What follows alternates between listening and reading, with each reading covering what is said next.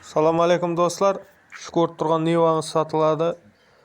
Bu Niva 2014-yil injektor motor.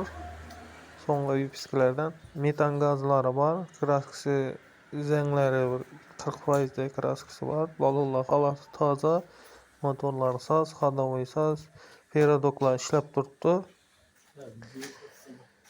Ko'rib turganingizdek soz zanglagan etgan yerlari yo'q mashinaning. Niva 2014-yil.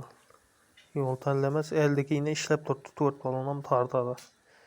Hozir ichining ularni ko'ramiz. Kaputni ochib olmaysizmi xudo bu? Berdim kaputni. Do'stlar, buning bahosi 80 million so'm aytilib turibdi. 80 million degan bilan azmas qaytib kelishib beriladi. Motordan tushirdi edi bu. Motorxonalari zapaska balonlar ham toza turibdi. Motorlar ana suv, oyna tozalashlar beradi. Zavod sostenida turibdi, injektor motor. Ko'rganingizdek. Buning bahosi 80 million so'm. Do'stlar, kanalda yangi bo'lsanglar obuna bo'linglar, bir like bosib qo'yishda davom etinglar. Bundan ham yaxshi mashinalar qo'yishda davom etamiz. Niva qidirib yurgan tanishlaringizga tashlab qo'yasizlar videoni. Mashina holatlari. Bu mashinamiz Qoraqalpog'iston Respublikasi Beruniy tumanida turibdi. Egasining telefon raqamlarini qo'yib qo'yamiz.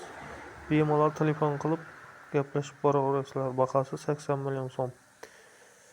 Kanalda yangi bo'lsanglar obuna bo'linglar, bir like bosinglar. Bu videomiz keng tarqalishi uchun o'z hissangizni qo'shinglar.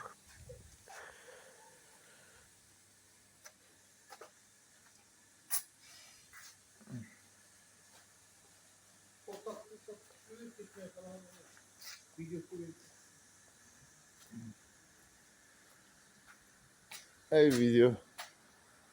Tushirdi edi bu. Tushirib yubordi deb aytdi qo'nshidi.